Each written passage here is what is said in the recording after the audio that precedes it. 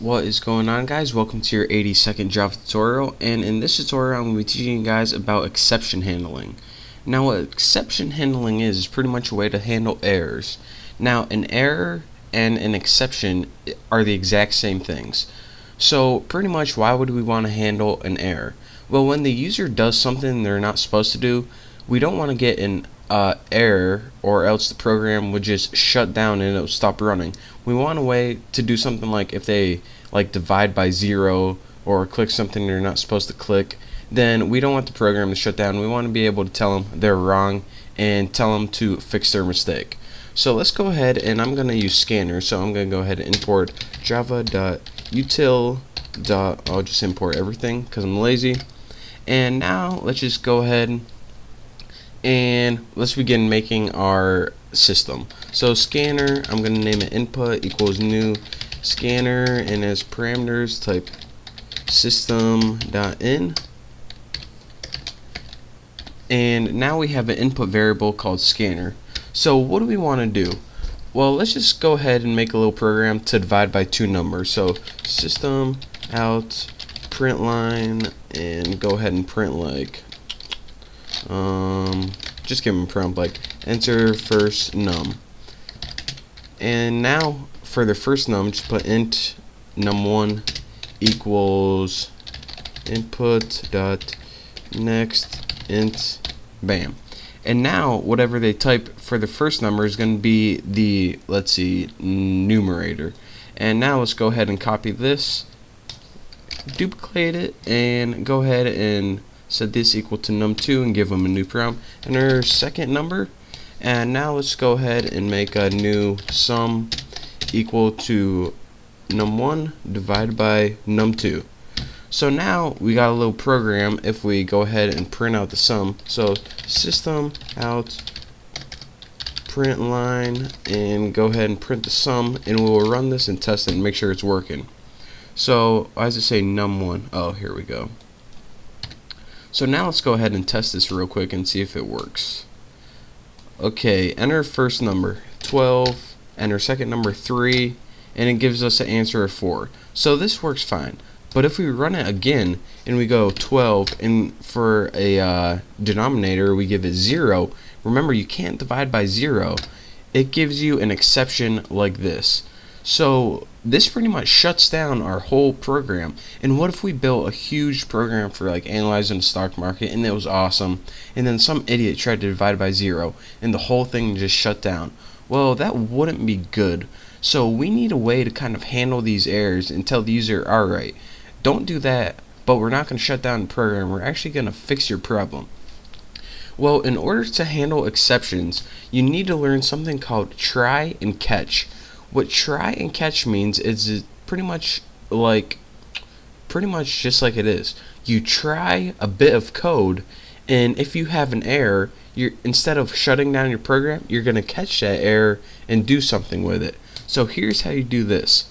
Go ahead and put try, and that's a keyword, and in your curly brackets fill in the code that you want to try. So I'm going to try this. So in my try block right here, I'm going to write the code that I want to try. So I'm going to go ahead and try this.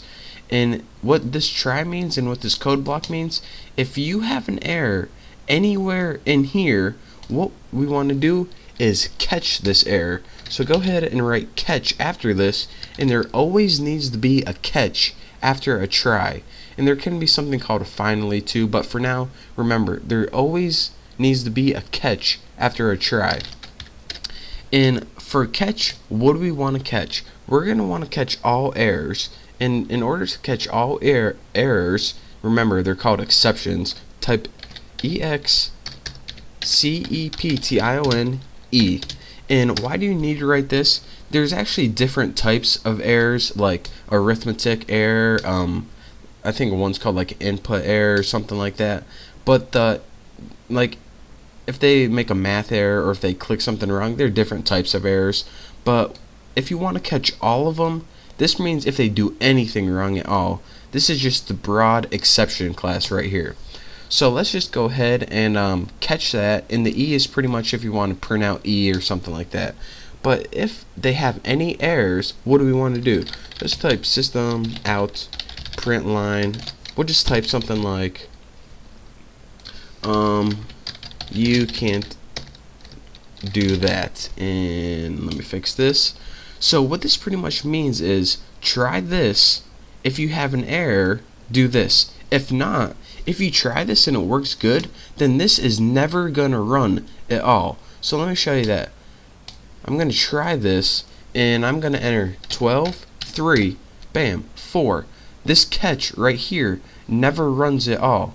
But if I run this again and I get an error and it says 12, 0, it says you can't do that. In my rest of my program, if I had any more code down here, it would continue to run normally. So what if I actually wanted to build a program so if they entered the wrong thing, then I could pretty much have them do it again over and over again until they enter the right thing. Well, let's go ahead, and this is really simple. Put int x equals 1. So I'm gonna pretty much have a do while loop, and I'm gonna do this, do the pretty much the whole try and catch. So catch this, and I want to catch that too. I want to do the whole try and catch while x that we just made, that's equal to 1, is equal to 1.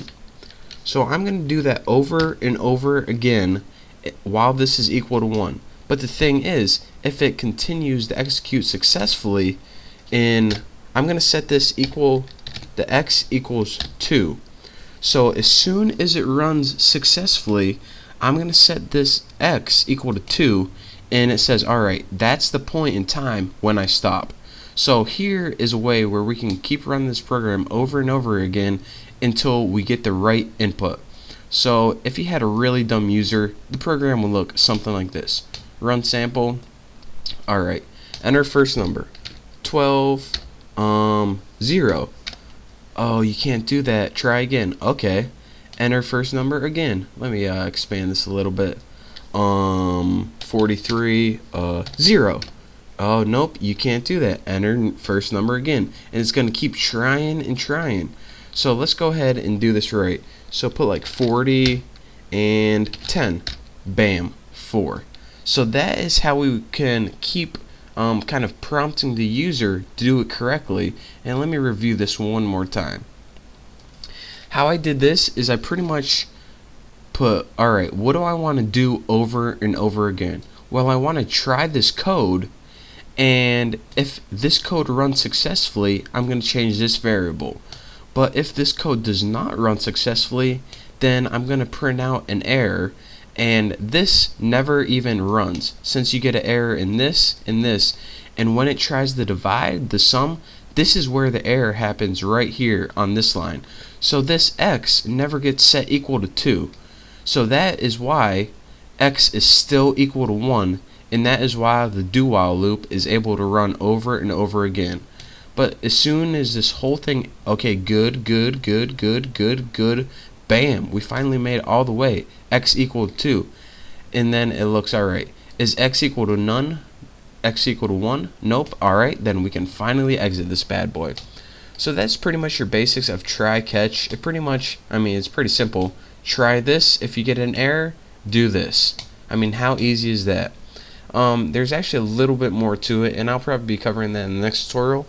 But for now, thank you guys for watching. Don't forget to subscribe, and I'll see you next time.